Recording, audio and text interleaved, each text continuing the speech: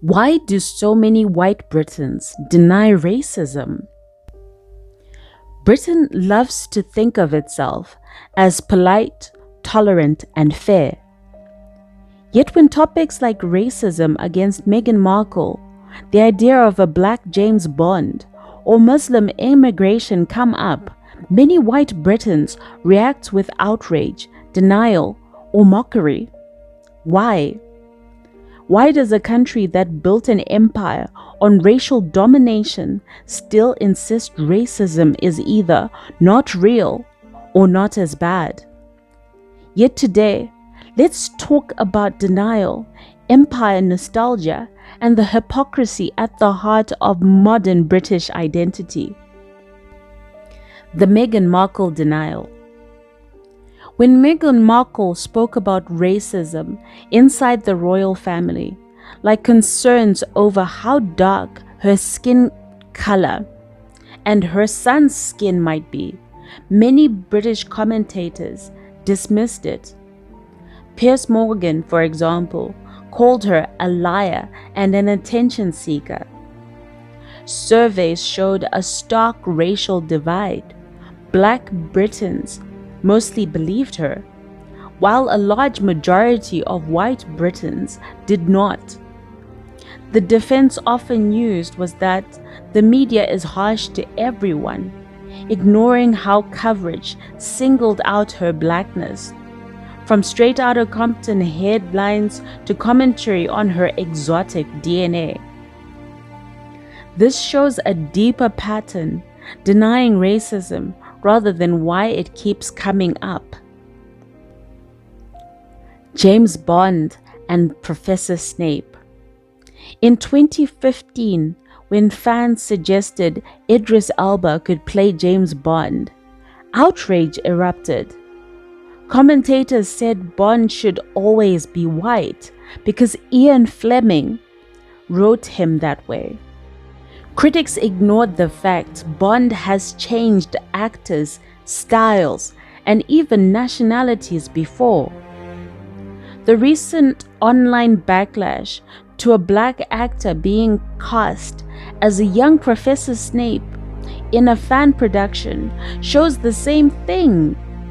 The fury isn't about accuracy, it's about who is allowed to embody beloved British symbols. These debates often hide a panic that whiteness itself is losing cultural centrality. Now for the panic over Muslims in Britain. The rise in the UK's Muslim population, now about 7%, is often framed in tabloids as a threat. Far-right groups, even mainstream outlets, suggest Muslims refuse to integrate or are taking over. Yet Muslims have been in Britain for centuries, from Yemeni sailors to South Asian migration after World War II. The same empire that colonized millions of Muslims now fears even a small demographic change at home. It shows how colonial thinking persists. It's fine for Britain to go abroad, but a problem for people to move to Britain. Britain continues to benefit from the empire and is proud of it. Britain built massive wealth by colonizing Africa, South Asia, and the Caribbean. It extracted resources, controlled trade, and kept local economies underdeveloped. Even today, former colonies struggle with poverty rooted in imperial exploitation. Polls show about 1 in 3 Britons say they are proud of the British Empire. Statues of slave traders like Edward Colston were fiercely defended until recently.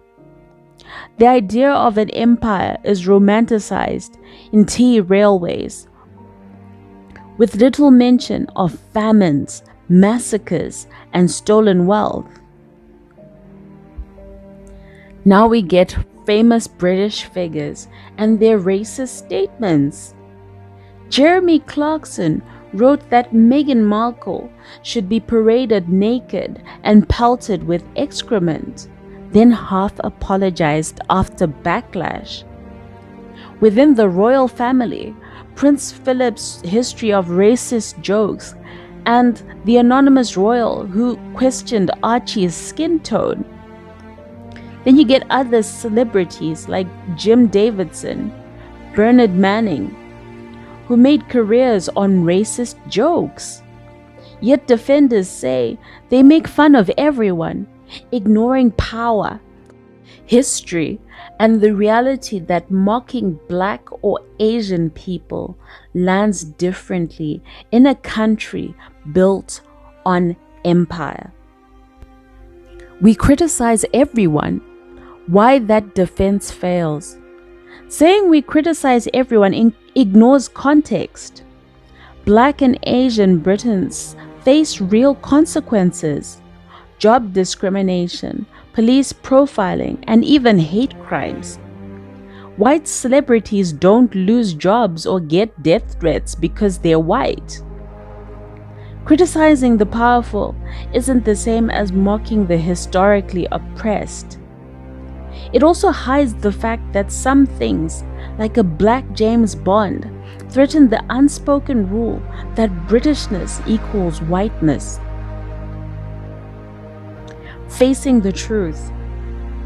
Britain's reluctance to admit racism is tied to its pride in empire.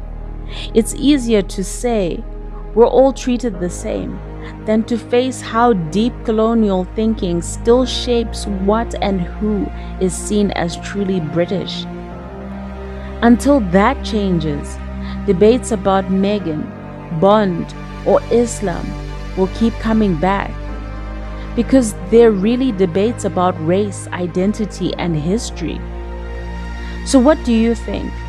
Is Britain in denial? Share your thoughts below.